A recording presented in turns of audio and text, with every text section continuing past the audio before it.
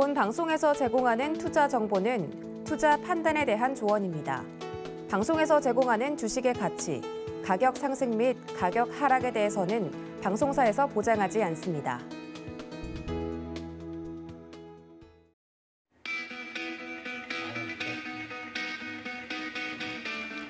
안녕하십니까. 고수익 작전 타임 진행의 도지엔입니다.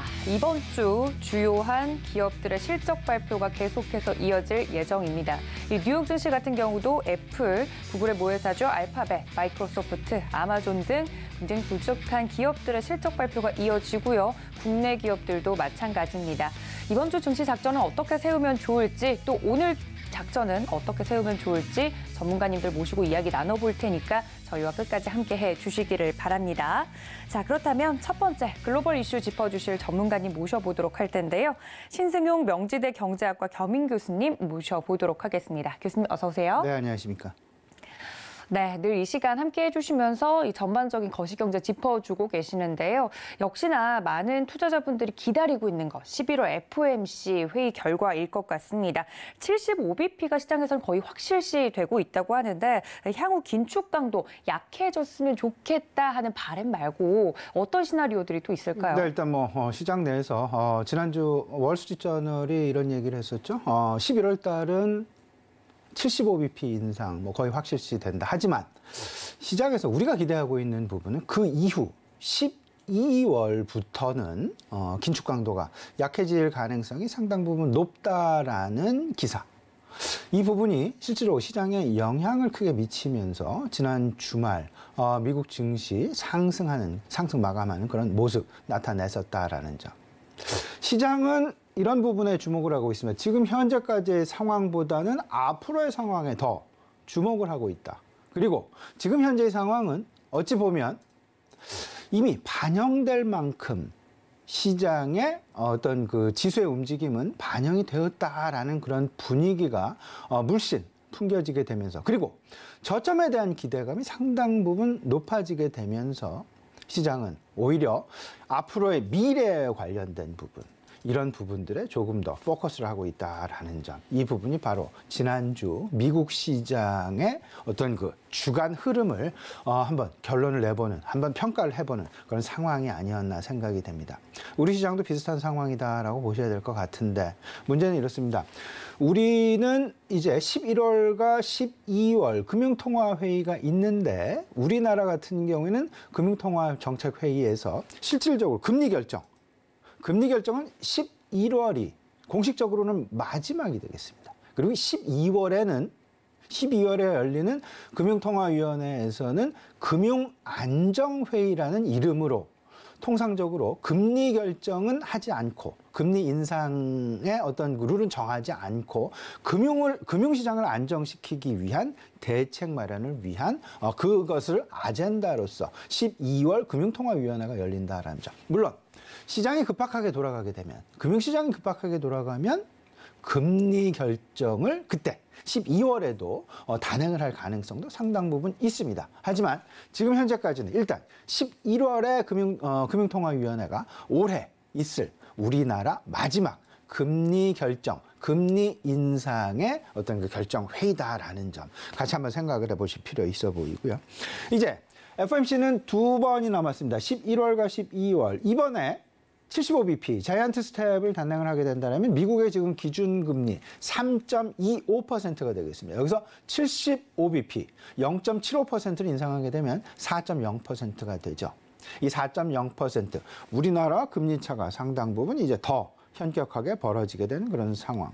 다음 주 수요일, 목요일 우리 시장에 과연 어떤 영향들이 미치지? 아마도 75bp를 단행한들 글로벌 증시는 오히려 그 다음 12월 FOMC에 대한 기대감이 더 넘쳐나게 되면서 안도랠리를 펼칠 가능성이 오히려 더 높지 않을까. 물론 그 이전에 이번 주에 이제 발표될 소매 지표랄지 개인 소비 지표랄지 이런 부분들이 FOMC 영향을 줄 것이다라는 그런 상황들 전개가 될 가능성은 상당 부분 높지만, 그럼에도 불구하고 시장의 기대감은 연말로 갈수록 미 연준의 긴축 강도 약화, 내지는 둔화라는 쪽에 무게중심이 실리게 되면서 시장 분위기 그다지 나쁘게만은 전개될 가능성은 제한적이지 않겠느냐 이렇게 좀 생각을 해볼 필요가 있어 보이고요. 이런 부분들로 인해서 실질적으로 미국 시장 내에서의 투자 심리의 변화가 조금씩 감지되고 있는 것이 결국에는 지난주 주간 미국 3대 지수 마감 상황을 좀 보시면 주간 기준으로 그 다우지수가 5%에 육박하는 4.9%의 상승을 보였고요. 주간 기준입니다. 그리고 S&P 500이 4.74%, 나스닥이 5.22%의 상승을 보였다. 여기엔 두 가지 배경이 작용을 합니다. 일단 은행권의 기업들의 실적 예상보다 나쁘지 않았다. 오히려 예상보다 긍정적인 그런 결과물이 나왔다. 물론 실적 발표에 따라서 변동성이 나타나긴 했었습니다. 하지만 호실적을 발표하고 전망치를 상회하는 그런 실적을 발표한 기업들이 조금은 더 많이 나타났었다. 이런 부분들이 한 가지. 그리고 두 번째, 앞서서 말씀을 드렸던 연준의 긴축 강도가 연말로 갈수록 둔화될 것이라는 기대감. 이 두 가지가 결국은 이런 미국 시장의 3대 지수 모두 주간 기준으로 5%에 육박하는 상승 마감을 보였던 매우 중요한 핵심 드라이버가 됐다라는 점 지금 염두에 둘 필요는 있어 보입니다. 지금 이제 시장 기대감 다시 한번 좀 정리해드리면 세 가지로 압축이 됩니다. 연준의 긴축 속도 완화 조절을 기대한다라는 것. 두 번째, 기업 실적이 긍정적이었고 이번 주 빅테크 기업들의 기업 실적, 마이크로소프트랄지 아마존이랄지 그 구글이랄지 실적 발표 지금 예정이 되어 놓고 있는 그런 상황들 예의주시하셔야 될 것 같고요. 그다음에 국채금리 선물 가격 자체가 미래에 대한 어떤 그 경제 지표, 미래에 대한 금리 현상들을 엿볼 수 있는 그런 상황인데 지금 현재 FOMC가 12월부터 50bp로 그 인상폭을 둔화할 것이다라는 기대감이 커졌다라는 것을 고스란히 반영시켜주고 있다. 그 가능성 50% 밑으로 줄었다라는 점. 이런 부분들이 결국은 시장 변동성 쪽보다는 기대감을 가지고 그리고 또 하나 그 연착륙에 대한 기대감이 점차 확대하는 기본 환경이 만들어지고 있다라는 쪽으로 우리 시청자 여러분 같이 한번 생각해 보셨으면 좋겠습니다. 네, 지금 현재 시장에서 이 FOMC 회의 결과가 어떨 것인지에 따라서 시장에서 현재 반영되고 있는 부분들 잘 짚어주셨는데요. 그렇다면 앞서 말씀해 주신 것처럼 3분기 실적 발표와 더불어서 남아있는 경제 지표 발표 예정과 또 이벤트들을 좀 체크해보면 좋을 것 같습니다. 긴축 강도에 분명히 영향을 미칠 만한 그렇죠. 지표들이 있을 텐데 네네. 뭐부터 좀 살펴볼까요? 예, 이번 주 이제 그 미국에서 발표될 지표가 오늘 저녁입니다. 제조업 서비스와 PMI 지표, 구매자 관리 지수 지표가 이제 그 발표가 되고 내일은 이제 그 소비자 신뢰 지수, 소비자들의 기대 심리, 향후 기대 인플레이션이 어느 정도가 될 것이냐 이 부분에 대한 상황들이 되겠습니다. 그리고 이제 수요일 날 저녁에는 신규 주택 매매가 발표가 되죠. 그리고 목요일에는 우리나라 한국 3분기 GDP 그리고 미국의 GDP 또 하나 22 통화정책 회의가 대기하고 있습니다. 22 통화정책 회의 역시 50bp 두 차례 인상 이후 과연 이번에 50bp를 할 것이냐 75bp를 할 것이냐 아마도 이 부분이 22 통화정책 회의가 어느 정도 금리 인상을 할 것인지가 결국은 시장 내 어떤 그 방향타 역할을 하지 않겠느냐. FOMC에서 향후 어떤 그림을 그려갈 것이냐를 미리. 왜냐하면 선제적으로 대응하는 22통화정책 회의니까요. 이 부분 분위기를 파악할 수 있는, 분위기를 생각해 볼 수 있는 매우 중요한 22통화정책 회의일 수 있다라는 점 같이 좀 고민해 보셨으면 좋겠고요. 28일 금요일이 상당 부분 중요합니다. 개인 소비 지출, PC가 발표가 될 예정이죠. 이런 부분들, 소비. 연준이 고민하고 있는 부분, 고용, 물가, 소비. 이 세 가지 과연 어떤 방향으로 흐를 것이냐. 이 부분 잘 살펴보시게 되면 이번 주는 개인 소비에 상당 부분 관심을 가지셔야 됩니다. 결국은 고용 그리고 물가 그리고 소비. 이 중에서 고용은 약세를 보여야 되죠. 약세를 보여야 통화 긴축 강도가 둔화가 될 것이고 그리고 물가 하락세를 보여야 통화 긴축 강도가 둔화가 되게 될 것이고 그리고 소비 역시 둔화세를 조금은 좀 보여주어야만 연준의 통화 긴축 강도가 둔화될 것이다. 이 세 가지 중에 만약에 하나라도 약세가 아닌 강세, 물가지수도 오르고 또는 고용도 좀 강세를 보인다. 또는 소비도 긍정적이다. 이렇게 된다면 지금 현재의 상황, 지금 현재의 조건 하에서는 통화 긴축의 강도를 줄이기가 조금 좀 어렵지 않겠느냐. 왜냐하면 일단 물가 자체가 연준이 목표로 하는, 연준이 제시하고 있는 에버리지, 평균 2%대에 도달하려면 아직 상당 부분 격차가 남아있는 그런 상황이 되겠습니다.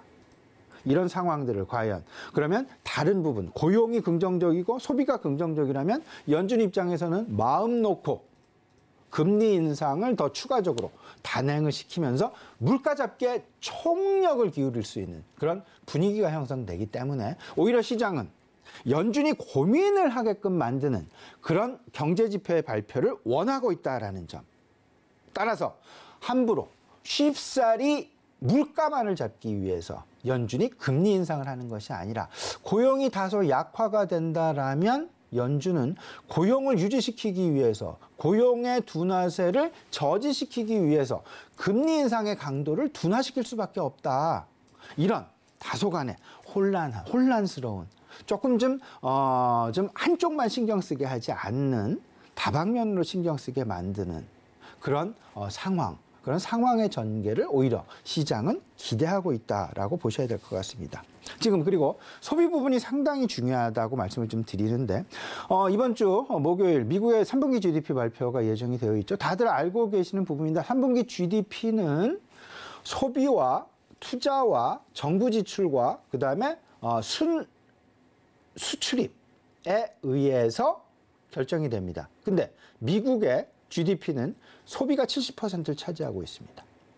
이 수식 내에서 명확하게 나타나게 되는데 그러다 보니까 우리가 소비 쪽에 집중을 할 수밖에 없다. 미국 GDP의 70%를 차지하니까. 여기에 또 하나 투자. I도 우리가 중요하게 생각을 해야 된다. 왜냐하면 기업들의 투자는 기업들의 실적과 그리고 고용이라는 지표에 상당 부분 밀접하게 연관이 되어 있다. 기업들이 투자를 안 하게 되면 신규 고용 창출은 상당 부분 어렵게 될 것이다. 그리고 어찌 보면 실적의 개선세도 지속적으로 만들어낼 수가 없다라는 점. 따라서 우리는 앞으로 계속해서 이 두 가지를 보셔야 됩니다. 미국의 기업이 얼마만큼 투자를 집행을 하고 있는지, 그리고 미국의 소비가 얼마만큼 긍정적으로 나타나고 있는지 이 부분을 보셔야 될 것이다. 여기에 더 나아가서 우리가 이 부분 보셔야 됩니다. 이번 주 내일이죠. 이제 그 구글의 실적 발표, 그리고 코카콜라의 실적 발표 예정이 되어 있고, 그다음에 UPS의 실적 발표도 상당히 중요하게 생각을 하셔야 됩니다. UPS가 얼마 전, 한 달 전입니다. UPS의 실적이 약간 뒤틀릴 것 같다라는 그런 이야기 나오게 되면서 시장이 상당 부분 흔들리는 그런 모습도 나타났었습니다. 육상 운송의 대표주자. 운송이라는 부분은 어찌 보면 그 나라의 경제, 그 시대, 그 현재의 경제가 얼마만큼 돌아가고 있는지를 가늠할 수 있는 매우 중요한 가늠자 역할을 합니다. 그렇기 때문에 UPS의 실적 같이 보셔야 되고 그 제너럴 모터스나 트위터의 실적도 같이 좀 보셨으면 좋겠고 26일 수요일에는 마이크로소프트와 메타 그리고 포드 자동차의 실적 발표 예정이 되어 있고 그다음에 27일 목요일입니다. 다들 기대하고 계시는 애플의 실적 발표 그리고 아마존의 실적 발표 그리고 인텔의 실적 발표 그다음에 맥도날드, 캐터필라 실적 발표가 같이 예정이 되어 있다라는 부분 같이 기억해 보시면서 우리 기업도 마찬가지죠. 이제 그 뭐 현대차가 오늘 실적 발표, 수요일 날에 SK 하이닉스와 이제 그 LG 에너지 솔루션의 실적 발표 예정이 되어 있다라는 점. 여기서 우리가 고민해야 될 것.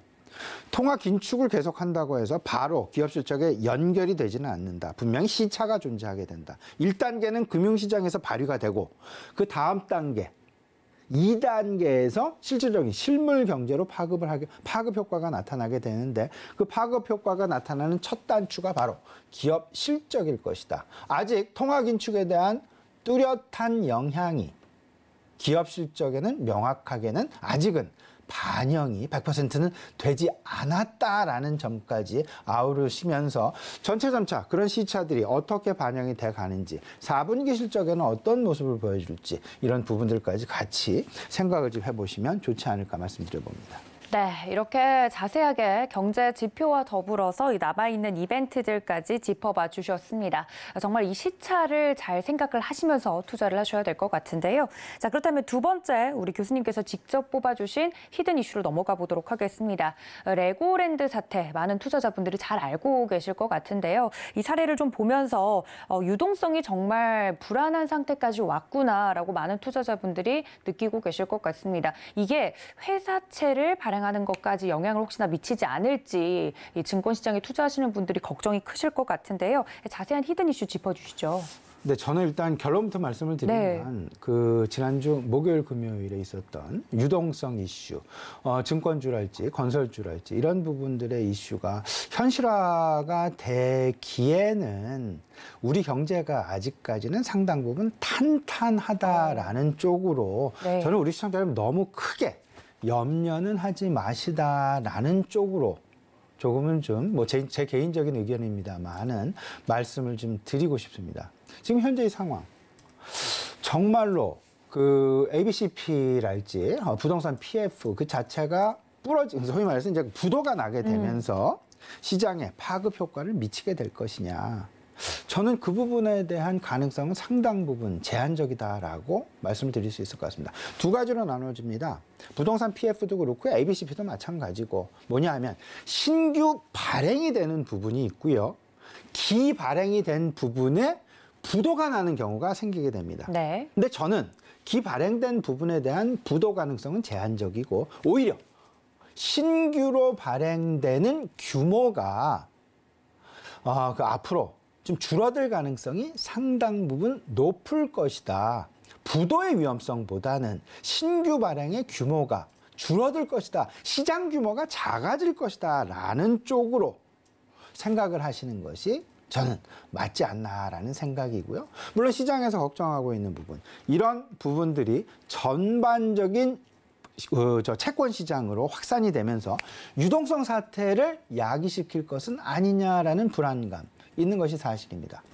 마침 어제 그 비상 거시경제대책회의가 마련이 됐습니다. 여기서 결론이 난 부분, 증권사의 유동성 3조 원을 공급을 하겠다라는 부분. 그리고 기존 프로그램, 회사채 매입 프로그램을 기존 8조 원 규모에서 16조 원으로 확대하겠다라는 2배 규모로 확대하겠다라는 그런 어떤 그 결정이 내려졌고요. 또 마지막으로 지금 현재 진행이 되고 있는 어찌 보면 그 유동성 공급 프로그램 50조 원 플러스 알파를 공급을 하겠다. 사업자의 부동산 PF에 대한 보증 규모 10조 원으로 확대를 하는 그런 모습. 이런 부분들 생각을 해보면 과연 유동성 사태가 정말 나타날 수 있겠느냐. 물론 일각에서는 뭐 이게 이런 상황들이 지금 현재의 프로그램 규모가 시장 규모 대비해서 턱없이 부족하다라는 말도 나오곤 있습니다. 하지만 그게 한 번에 터질 것이냐 아니면 단계적으로 터지게 될 것이냐. 단계적으로 터지게 된다면 프로그램의 규모를 추가적으로 더 확대하면 됩니다. 그래서 정부가 있는 것이고 그래서 중앙은행이 존재한다라는 부분. 중앙은행의 존재 이유, 최종 대부자입니다. 은행의 은행, 시장에 유동성을 공급하는 마지막 보루. 우리나라 중앙은행, 한국은행이 과연 그만큼 약한, 펀더멘탈이 없는 그런 중앙은행일까? 그렇게 된다면 우리나라의 화폐 가치, 환율은 급등을 해야 됩니다. 지금 1,430원이 아니라 1,600원, 1,700원까지 올라가야만 되는 그런 상황. 모든 것은 환율로 집중이 됩니다. 회사채의 유동성 문제가 생기게 된다라면 환율의 급등이 가장 먼저 일어나게 될 것이다. 이 부분 절대 간과하지 마시고 유동성은 곧 환율이다라는 쪽으로 관계식을 머릿속에 넣어두시면서 지금 현재 유동성 사태가, 유동성 상황들이 과연 정말로 사태로 번질지 아니면 걱정해서 그칠지 잘 판단하는 잣대, 환율이다라는 점 생각해 두시고요. 마지막으로 저는 오늘 이런 말씀 드리고 싶습니다. 네. 이번 주 우리 시청자분 최근 들어서 이제 연말로 갈수록 배당 수익률에 관심을 가지실 텐데 그쵸. 이 배당 수익률의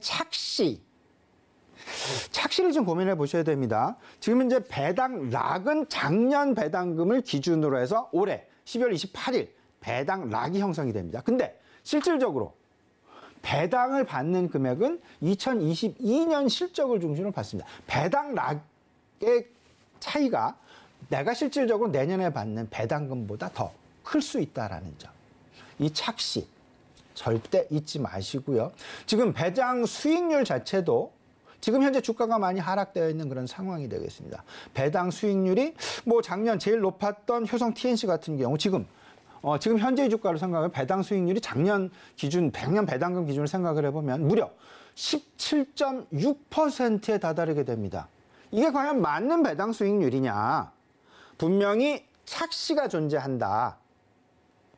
배당 수익률의 착시에서 우리 시청자 여러분 꼭 벗어나셔야 되겠습니다. 네, 이렇게 레고랜드 사태와 더불어서 이 걱정할 수준인지 자세하게 좀 설명을 해주셨고요. 마지막으로 배당 수익률의 착시까지 우리 투자자분들이 생각을 해주시면 좋겠다는 말씀까지 더불어 드리면서 오늘 신승규 명지대 경제학과 겸임 교수님 보내드리도록 하겠습니다. 교수님 고맙습니다. 네, 이렇게 전반적인 시장의 이슈들 짚어봤는데요. 자세한 국내 증시 작전으로 들어가 보도록 하겠습니다. 교보증권 여의도금융센터 윤여민 FP 전화로 연결합니다. FP님 안녕하십니까? 네, 안녕하십니까? 네, 반갑습니다. 지난주 국내 증시부터 정리를 좀 하고 넘어가야 될 것 같습니다. 어떤 포인트로 정리해 볼까요? 예, 지난주 금요일 같은 경우는 좀 금융시장 불안, 그다음에 이제 대형주 수급이 좀 맞물리면서 좀 공방을 좀 치열하게 벌였던 지금 지난주 금요일이 아니었나 좀 생각을 하고 있습니다. 지수 대비 좀 체감 지수가 좀 상당히 좋지 않았던 날이라고 좀 생각이 들고요. 특히 이제 하락 정보수가 좀 압도적으로 많았다고 볼 수 있을 것 같습니다. 특히 이제 금리 상승세가 이어지는 점이 상당히 부담이라 볼 수 있을 것 같고, 미국의 이제 국채 금리가 좀 높아지면서 불안감이 좀 자극이 됐다라고 볼 수 있을 것 같습니다. 여기에 문제는 이제 긴축에 좀 계속되는 좀 어떤 흐름에도 불구하고 아직까지 좀 인플레이션이 좀 잡히지 않고 있다는 점이라 볼 수 있을 것 같은데, 결국 이러다 보니까 좀 긴축에 대한 효과가 있느냐에 대한 논란이 좀 있는 것 같습니다. 뭐 자칫 긴축은 좀 강화되는데 침체, 인플레이션 지속이 좀 조합이 되는 어떤 그런 부분에서 우려가 좀 섞인 부분이 나온다라고 볼 수 있을 것 같고요. 특히 이제 채권도 상당히 불안하죠. 여기에 또 환율과 외국인의 매매도 좀 영향을 미치다 보니까 일본 같은 좀 일부 국가들 같은 경우도 지금 불확실성에 대한 부분이 계속 염려되고 있다라고 볼 수 있을 것 같습니다. 다만 좀 이러한 좀 재료들 자체가 뭐 이제 어떤 새로운 재료라기보다는 계속 반복이 됐다라고 볼 수 있을 것 같은데, 뭐 이러한 측면에서 지금 뭐 2차 전지, 반도체 섹터 같은 경우는 조금 그래도 상승을 하면서 주가를 좀 방어를 했고요. 특히 이제 코스피 같은 경우는 2200선, 그다음에 환율 같은 경우는 1440원 선에서 계속해서 좀 지지 라인을 형성하려고 하는 부분이 있습니다. 그 라인이 지지가 되면 좀 매도가 좀 진정이 되고 매수에 좀 효과가 좀 나오는 상황이라 볼 수 있을 것 같고요. 다만 이제 뭐 증시 같은 경우는 좀 이러한 악재에는 확실히 좀 어느 정도 익숙해지지 않았나라는 좀 생각을 하고 있고요. 또 금리 같은 경우도 4%대 상황을 좀 받아들이기 시작했다라 볼 수 있을 것 같은데, 뭐 3년물 지금 금리가 3% 돌파할 때 상당히 이슈였는데 지금 뭐 4.2%까지 올라갔기 때문에 여기서 뭐 정점이 나오는지에 대한 부분이 좀 관건이 아닐까라는 생각을 하고 있고요. 뭐 이러한 부분에서 증시 같은 경우는 여전히 지금 이제 피크론에 대한 부분들 계속해서 얘기가 나오고 있다라고 볼 수 있을 것 같습니다. 이에 따라서 당분간은 금리 자체가 좀 부담 요인이 되지 않을까라는 좀 생각을 하면서 지난주 금요일 증시를 좀 요약하도록 하겠습니다. 네, 이렇게 깔끔하게 지난주 국내 증시를 정리해 주셨습니다. 자, 그렇다면 한 주를 시작하는 오늘 또 살펴주실 섹터가 최근 시장 대비 더 강세를 보이고 있는 2차 전지 섹터라고 하는데요. 지난주 2차 전지 관련주들 굉장히 강하게 가는 모습들 좀 보여줬는데 어떤 이슈들부터 좀 체크를 해볼까요? 예, 일단은 이제 지금 실적 시즌이다 보니까 물론 이제 금리에 대한 우려도 있습니다만 이제 실적 관련된 부분들 우리가 좀 체크해봐야 되지 않을까 좀 생각을 하고 있는데, 일단 하반기 실적 둔화 우려에 대한 부분들, 뭐 이제 증권사, 뭐 리서치센터에서 지금 목표가 하향 리포트도 상당히 많이 나오고 있죠. 근데 이제 상향 보고서가 그래도 총 한 44개 정도 좀 발간이 됐는데, 그 중에서 2차 전지 대장주를 꼽히는 LG에너지 솔루션이 이제 6개 증권사에서 목표가 좀 상향 보고서를 좀 받았습니다. 특히 이제 LG에너지 솔루션 같은 경우는 이제 지난 7일 날 공시를 했죠. 실적에 대해서. 근데 잠정 매출액 같은 경우가 전년 동기 대비 거의 90% 이상 증가를 하면서 7조 6천억 정도, 영업이익은 5,100억 정도를 좀 기록을 하면서 흑자 전환이 됐다라고 좀 얘기가 나오고 있는 상황이고요. 또 그리고 지난주에 좀 상당히 인상 깊었던 포스코 케미칼 같은 경우도 지금 세계 증권가에서 목표가 주가를 좀 높였죠. 특히 이제 키움증권 같은 경우는 23만 5천 원까지. 그래서 기존의 17만 5천 원에서 34% 이상 지금 이제 목표가를 좀 높여잡았다고 볼 수 있을 것 같습니다. 특히 이제 얼티엄 세일즈 장기 공급 계약 체결이라든지 뭐 GM과 양극재 이제 합작법인 공장 투자 관련된 뭐 이런 부분들이 지금 계속해서 실적에 대한 가치성이 높아지지 않았나라는 얘기가 좀 나오고 있는 상황이고요. 또 여기에 이제 2차 전지하면 보통 이제 투자, 그래서 캐파 증설, 여기에 따라서 실적의 어떤 추가적인 매출 뭐 이런 부분들이 계속해서 좀 선순환을 돌고 있는 상황인데, 뭐 에코프로 같은 경우가 지금 또 얘기가 나오고 있는 것 중에 하나가 지금 단일 공장으로서 세계 최대 규모이죠. 지금 연간 5만 4천 톤의 지금 이제 양극재 소재 쪽에서 지금 이제 그 공장을 준공했다라는 좀 뉴스가 좀 나오고 있는 상황입니다. 결국 이제 이렇게 실적이 상당히 좋은 상황에서 이런 증설에 대한 부분들 투자가 계속 이루어지고 있다는 것 자체는 뭐 2차전지 같은 경우는 이런 불황에서도 좀 실적을 좀 잘 낼 수 있는 가시적인 섹터가 아닐까 좀 생각을 하고 있고, 특히 내년 또 실적 전망에 대해서도 좀 얘기가 좀 나오고 있는 상황입니다. 근데 특히 이제 공급망 블록화, 결국 이런 부분에서 글로벌 밸류 체인이 좀 상당히 좀 많이 무너지고 있는 상황이고, 금리 부담에 따라서 좀 사업 확장성이 좀 악화되는 상황, 또 이런 부분이 염려가 되는 상황인데, 특히 2차전지 같은 경우는 그럼에도 불구하고 좀 양호한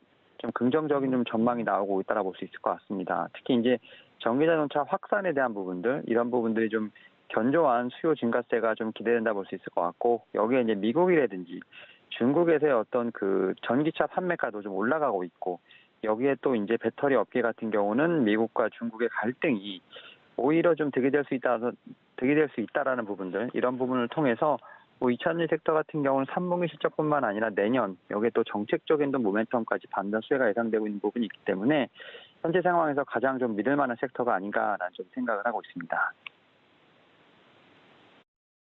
네, 오히려 이 전기차 시장이 확대될 것으로 기대가 되면서 2차 전지 관련주들 탄력적으로 움직이고 있는 모습들, 오늘의 섹터는 2차 전지 자세하게 좀 살펴봐 주셨습니다. 자, 그렇다면 저희 오늘장 작전은 어떻게 세워볼까요, FP님? 예, 지금 이제 미국 지금 주말에 증시 움직였죠. 그리고 지금 오늘도 선물이 좀 상당히 오르고 있는 상황인데, 확실히 좀 이제 정책적인 부분과 지금 이제 정치적인 부분이 좀 불확실성 좀 많이 해소가 되고 있다라고 볼 수 있을 것 같습니다. 특히 이제 금리 인상 관련돼서 속도 조절론이 좀 나오고 있는 상황이죠. 미국에서는 물론 이제 지난주 금요일 날 좀 만기에 따라서 변동성 요인도 있었습니다만, 11월에 0.75%, 그다음에 75bp를 좀 올리되 지금 속도 조절 논의성에 대한 부분이 언급이 되고 있다라고 볼 수 있을 것 같습니다. 특히 연준 내에서 부작용을 좀 우려하고 있다라고 볼 수 있을 것 같고, 앞에서 또 제가 말씀드렸던 것처럼 실제로 금리 인상을 한다고 해서 물가를 잡는 건 분명히 한계가 있지 않을까라는 얘기가 나오고 있는 상황입니다. 여기에 또 이제 아침에 또 영국 관련돼서 좀 정치적인 불확실성이 좀 해소됐다라는 좀 얘기가 나오면서 지금 선물이 좀 오르고 있는 상황이기 때문에 지금 이 여건 자체는 좀 상당히 지금 완화되는 그런 스탠스로 가고 있지 않나 좀 생각이 들고 있고, 또 이제 앞으로에서 좀 언급을 하셨던 것 같은데 레고랜드 관련돼서 좀 얘기가 좀 나왔습니다. 다만 이제 또 우리나라 정부 같은 경우도 시장 유동성 공급 프로그램을 지금 이제 확대한다고 밝힌 부분이 있기 때문에 얼마큼 이제 정책적인 효과가 좀 있는지를 좀 체크해봐야 되지 않을까 좀 생각이 들고 있고요. 그리고 이제 우리나라 증시를 보게 된다고 하면 지금 외국인 같은 경우는 지금 매수가 조금은 줄었습니다만 기존은 유지되고 있다라고 좀 보시면 될 것 같습니다. 특히 이제 미국 채권 금리가 상승에도 불구하고 매수는 여전히 긍정적이라 봐야 될 것 같고요. 주간 단위로 보게 되면 삼성전자, SK하이닉스 같은 경우는 여전히 좀 매수하고 있다라고 볼 수 있을 것 같습니다. 다만 좀 환율이 오를 경우에 좀 달라질 수 있는 부분이 있기 때문에 이런 부분은 이제 뭐 이번 주 환율과 맞물려서 외국인의 추이는 계속 좀 체크해봐야 되지 않을까 좀 생각을 하고 있고, 특히 지난주 금요일 코스피 같은 경우는 거래 대금이 거의 최저라고 보시면 될 것 같습니다. 지금 완전한 지금 추세 전환의 동력이 지금 이제 갖춰지지 않은 상황이기 때문에 뭐 연속적인 상승이라든지 뭐 동시에 다양한 종목 상승은 좀 어렵지 않나 생각을 하고 있습니다. 결국 이제 한동안 하락과 반등의 시도가 좀 지속되지 않을까 좀 생각이 들고 있고요. 결국 이러한 측면에서 11월 FOMC 그다음 중간 선거의 어떤 종료 후에 추세가 좀 결정된 가능성이 상당히 높기 때문에 당분간은 좀 변동성에 대한 어떤 장세는 이어지지 않을까 생각하고 있습니다. 네, 이렇게 오늘장 작전까지 이야기를 들어봤습니다. 지금까지 교보증권 여의도 금융센터 윤여민 FP님과 함께했습니다. FP님 고맙습니다. 네, 감사합니다. 네, 이렇게 전반적인 섹터에 대한 분석 해봤습니다. 그렇다면 자세한 이슈 분석 들어가 보도록 할 텐데요. 인베스팅 코리아 이동훈 수석 연구원님과 함께 연결해 봅니다. 연구원님 안녕하십니까? 네, 안녕하십니까. 네, 반갑습니다. 자, 먼저 지난주 우리 증시 정리를 하고 넘어가야 될 것 같습니다. 주말 사이 좀 마무리가 된 뉴욕 증시 보니까 그래도 상승으로 마감이 됐던데 어떤 포인트부터 정리해 볼까요? 네, 지난 금요일 우리 증시는 전거래일 미증시의 급락으로 상승 종목이 불과 400여 개의 남짓으로 지지부진한 시장 상황을 보이고 있었습니다. 하락 종목 2천여 개로 증시 하락이 너무 심한 게 아닌가라는 우려도 있었었는데요. 원달러 환율이 소폭 상승을 해주고 코스피는 외인과 기관이 순매수세를 보여주면서 그나마 보합권으로 선방하며 시장을 마감했습니다. 반면에 금요일 미증시는 옵션 만기를 맞아서 스냅 여파로 일부 대형 기술주 중심으로 하락 출발했지만 11월 75bp 금리 인상 이후에 12월에는 더 적은 금리 인상을 목표로 할지 그 여부를 논의할 것이다 라는 연준의 입으로 잘 알려진 티미라우스 기자의 보도 이후에 미 증시는 상승 전환을 했습니다. 여기에 일본 엔화의 정부 개입으로 추정된 움직임으로 인해서 달러와 약세로 전환된 점도 증시 상승 요인으로 작용을 했고, 이어서 연준 위원들의 금리 인상 속도 조절 관련 발언들이 이어지면서 그 폭이 좀 더 상승 마감을 하며 주식시장에 긍정적으로 영향으로 작용을 했습니다. 거기에 샌프란시스코 연은 총재까지 금리 인상 속도 조절론을 언급을 하면서 상승폭이 더욱 확대되며 미증시는 상승 마감을 했습니다. 네, 자세하게 지난주 국내 그리고 국외 증시까지 좀 정리를 해주셨습니다. 자세한 이슈 분석으로 좀 넘어가 보도록 할 텐데요. 2차 전지 소재 기업이죠. 에코프로가 단일 공장으로 세계 최대 규모인 양극재 생산 공장을 짓고 이제 본격 생산에 나선다라는 이슈가 나왔다고 합니다. 안 그래도 시장 대비 2차 전지 관련주들 잘 가고 있는데 이러한 이슈가 영향을 미칠 수 있을지 궁금합니다. 이슈 분석 도와주시죠. 예, 지난 주말이었습니다. 에코프로비엠과 삼성 SDI가 세계 최대 규모 양극재 공장 CAM7 준공식을 가졌다는 소식이 전해졌습니다. 두 회사가 공동 출자한 합작법인 에코프로 EM이 건립한 양극재 공장으로 지난 21일 포항에서 준공식을 가졌는데요. 에코프로 EM에는 에코프로비엠이 60%, 삼성 SDI가 40% 투자를 했습니다. CAM7 공장은 배터리 양극 소재 생산하는 단일 공장으로서는 세계 최대 규모인 연간 5만 4천 톤을 생산할 수 있습니다. 시운전 과정을 거쳐서 2023년 1월부터는 본격 가동을 하며 생산된 양극재는 모두 삼성 SDI에 납품이 됩니다. 그로 인해서 관련 기업들의 주가가 눈에 띄게 오르는 가운데 양극재 관련 주식을 안정적인 투자처로 보고 있어서 투자자들의 기대감이 몰리고 있습니다. 하지만 양극재 시장에는 최근 우려감이 깔려 있었습니다. 양극재 판가가 하락 추세를 보였고 배터리 판매량과 밀접한 관련이 있는 전기차 판매량 또한 유럽 경기 침체로 인해서 둔화 우려가 증가를 했죠. 그로 인해서 양극재 수출 가격은 8월부터 하락세를 보였던 것입니다. 그렇지만 양극재 수출 가격 하락세는 점차 완화되고 있는 것으로 보이는데 금융투자업계에 따르면 올해 9월 국내 양극재 수출액은 전월 대비 10.6% 감소한 11억 1천만 달러로 집계가 됐습니다. 이에 따라서 양극재 수출 가격은 킬로그램당 48달러 70센트로 집계되고 있는데요. 수출 가격의 하락세는 이어졌지만 하락폭은 전월 대비 감소한 것으로 나타났습니다. 아울러 양극재는 고기능성 소재로 전방의 수요에 상대적으로 영향을 덜 받아 안정적일 수 있습니다. 전기차 판매량이 둔화된다면 배터리 및 소재 업체들의 실적 감소도 불가피하겠지만 양극재는 고기능성 소재로 2분기 전방 수요 부진에도 불구하고 꾸준한 출하량 증가세를 보여주고 있습니다. 이에 따라서 양극재 업체들의 주가도 기타 소재들의 주가를 아웃퍼폼했기에 당분간 전방 시장 수요에 대한 우려가 지속되고 있다면 2차 전지 업종 내에는 양극재는 상대적으로 안정적인 투자처가 될 수 있겠습니다. 이 같은 소식으로 인해서 삼성 SDI, 에코프로비엠, 에코프로, WPC, 삼진 L&D, 상신 EDP 등 일부 2차 전지 테마가 상승했던 모습을 보여주었습니다. 네, 그럼 관련돼서 볼만한 특징적인 종목도 궁금한데요. 어떤 종목 저희가 분석해 볼까요? 예, 제가 오늘 살펴볼 종목은 에코프로비엠입니다.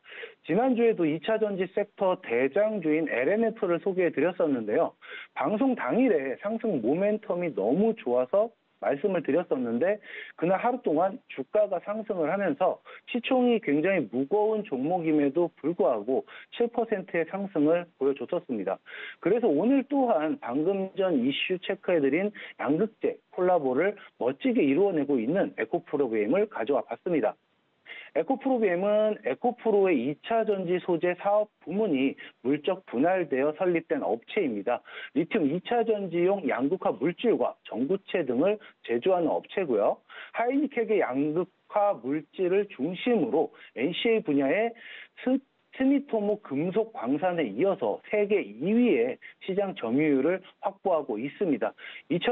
2022년도 이제 3분기 연결 기준 매출액은 1조 5,600억 원으로 전년 동기 대비 283% 상승을 했고요.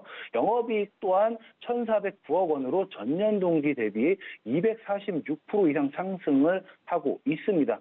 지금이 적절한 매수 타이밍으로 보여지고 있습니다. 장기적 관점으로는 다만 추천해드리고 싶지는 않습니다. 왜냐하면 현재 에코프로비엠은 양극재에 들어가는 광물 대부분을 중국에 의존을 하고 있는 실정이기 때문인데 만약 광물 조달처를 세계 각국으로 다변화하지 않을 경우에 미국의 IRA 법안으로 인해서 직격탄을 맞을 수도 있습니다. 그렇기 때문에 세계 최대 규모의 양극재 공장 준공 이슈가 당분간은 추세 전환으로 이어질 것으로 예측을 해봤을 때 지금은 적절한 단기적 매수 타이밍으로 보여집니다.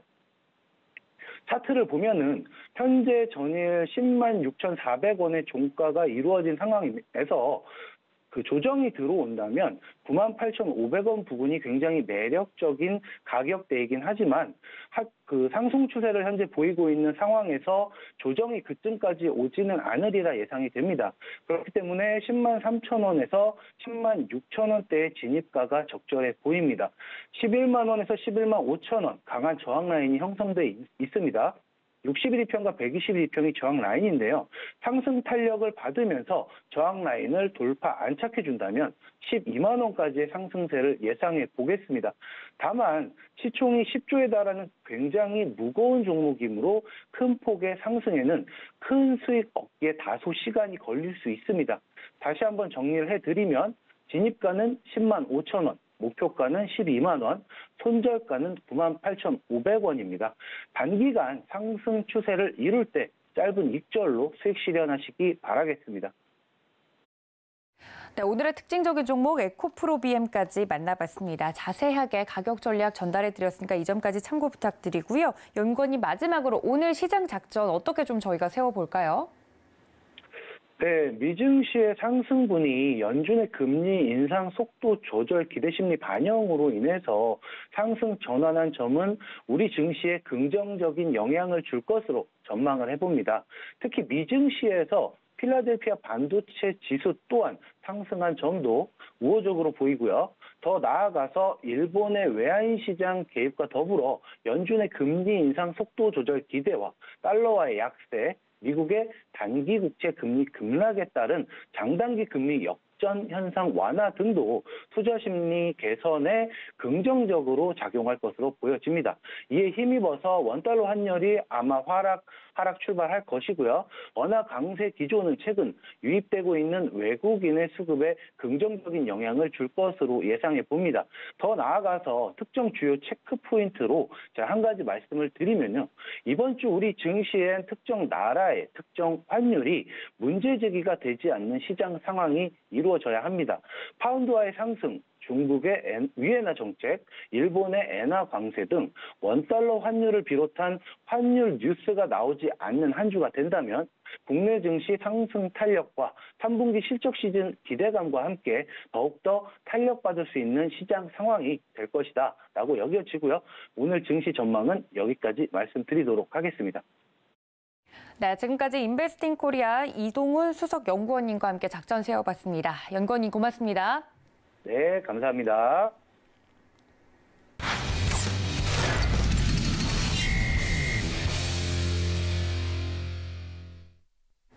네, 보다 자세한 종목에 대한 이야기 나눠보도록 하겠습니다. 글로원 파트너스 이성웅 이사님 연결해 봅니다. 이사님 안녕하십니까? 네, 안녕하세요. 네, 반갑습니다. 첫 번째 이슈로 좀 바로 넘어가 보도록 하겠습니다. 앞서서도 좀 이야기가 나왔는데 자금 경색 이슈가 불거지고 있는 상황입니다. 업종에 대한 어떤 내용 체크가 필요할까요? 네, 우리가 부동산 사업을 추진을 할 때 자금 같은 경우는 토지를 확보하는 단계, 그다음에 건물을 짓는 단계, 건물이 짓고 분양을 하면서 이와 같은 자금이 발생을 하고 회수를 하는 단계로 크게 나눠볼 수 있는데 최근에 이슈가 되는 부분은 이 대출과 관련된 부분의 일종인 PF 부분이 이슈가 불거지고 있습니다. 구체적으로 레고랜드 부분 같은 경우는 시장에서 나타난 리스크보다는 적다는 점이 뉴스를 통해서 한번 부각이 되어 왔고, 그런데 이제 여타와 관련된 부분, 지금 부동산 쪽의 상황이 좋지 않다 보니까 이 PF와 관련된 이슈가 불거질 경우에는 건설업종 쪽에서 주가는 추가 조정 가능성이 높아 보입니다. 그러면 이게 자금이 회수가 되지 않는다고 하면은 이 PF라든지 이 부분에서 그 자금이 나가 있는 은행이라든지 증권사 같은 경우도 주가가 좋지 않을 수 있는 점을 우리가 염두에 둬야 됩니다. 그런데 이러한 과정에서 금융과 관련된 이슈가 발생을 하는 초기 단계 또는 초기 중기 단계, 즉 이 단계라고 하면 어떤 상황이냐면 구체적으로 PF와 관련된 리스크의 규모가 시장에서 이제 불거지게 되고 그러면서 좀 하나의 우려가 되는 섹터 같은 경우, 이 섹터라고 하면 우리가 가깝게 봤었던 레고랜드라든지 아니면은 특정 오피스텔 단지라든지 그러한 점이 시장에 우려가 불거지게 됩니다. 그러면 가장 먼저 그 리스크 해소는 아니지만은 먼저 주가에 긍정적인 영향을 미칠 수 있는 그 요인이 경제금융회의, 이런 회의가 개최가 되게 되는데요. 주말간 회의가 있었습니다. 구체적인 내용을 우리가 살펴보면 금융위에서는 채권 안정펀드를 24일부터 회사채 매입, 그다음에 CP 매입 재개를 한다고 밝혔고요. 증권금융 같은 경우는 자체 재원을 활용해서 PF, 그다음에 ABCP 이 부분은 유동화 증권과 관련된 부분입니다. 각 유동성이 부족한 증권사 대상으로 3조 원을 지원한다고 밝혔습니다. 그리고 산업은행, 신보 같은 경우는 현재 가동되고 있는 회사채 및 기업원 매입 프로그램 한도를 8조 원에서 16조 원으로 상향을 한다고 했고, 일반적으로 그 금융사와 관련된 기업원 같은 경우는 이 포트폴리오에서 매입을 하지 않았는데 금융사와 관련된 기업원도 매입을 한다고 밝혔습니다.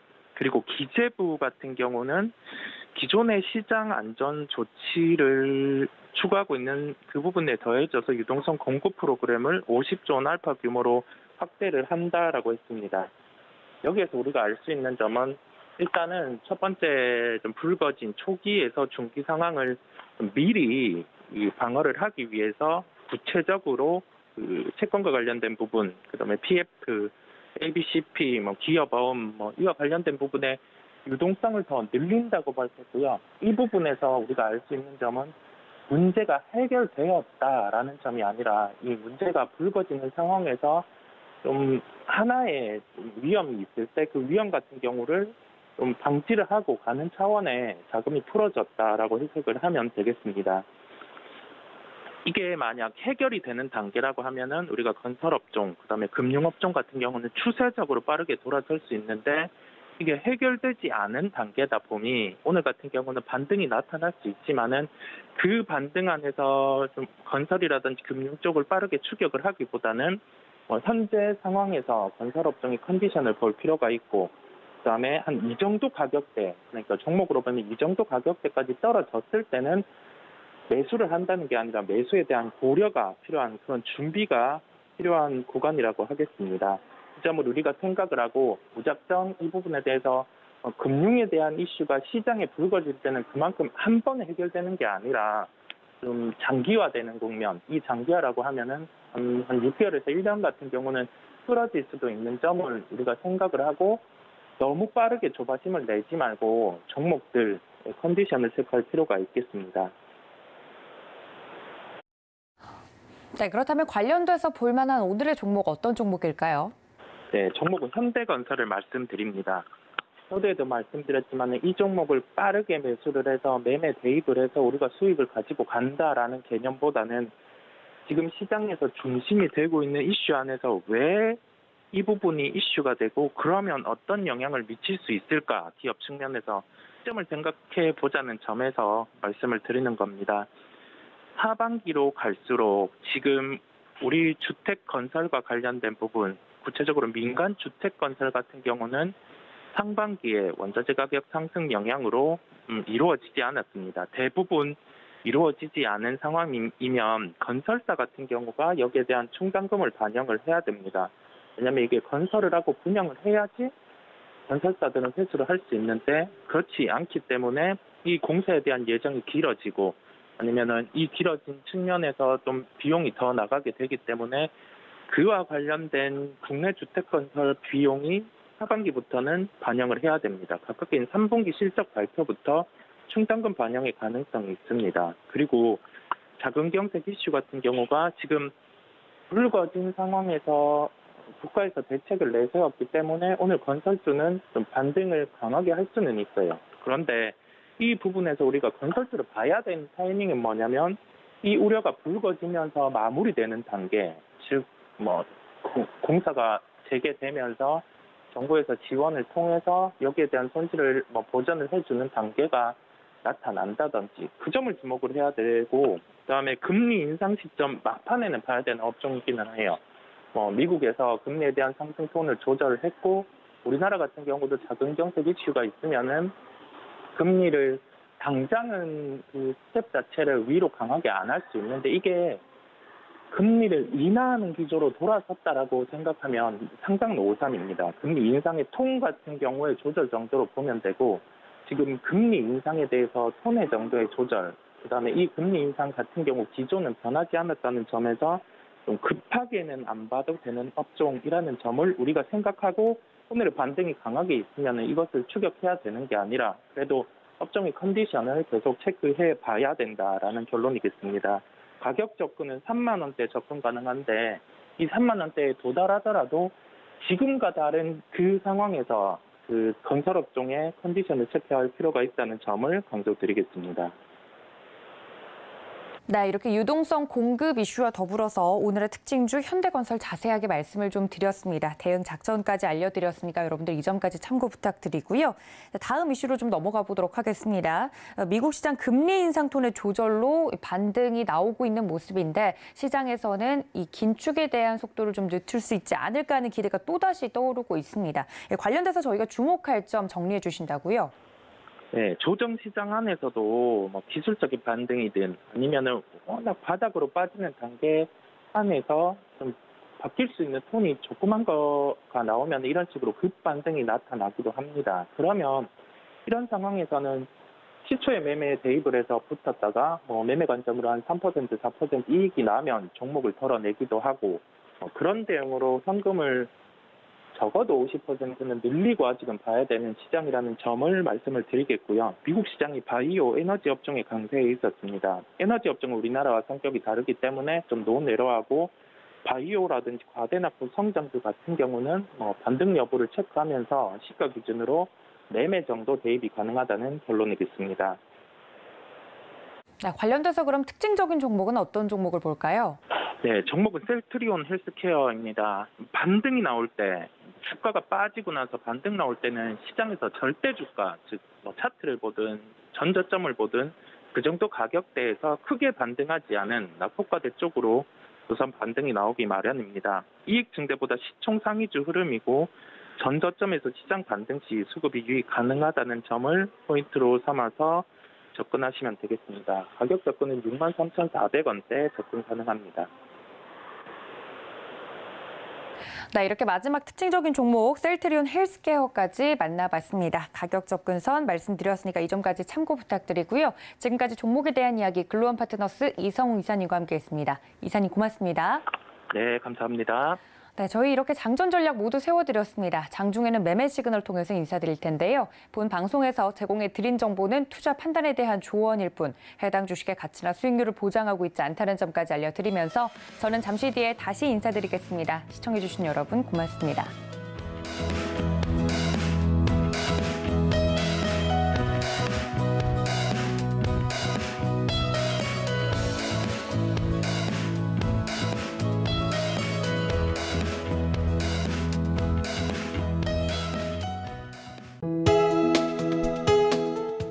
방송에서 제공하는 투자 정보는 투자 판단에 대한 조언입니다. 방송에서 제공하는 주식의 가치, 가격 상승 및 가격 하락에 대해서는 방송사에서 보장하지 않습니다.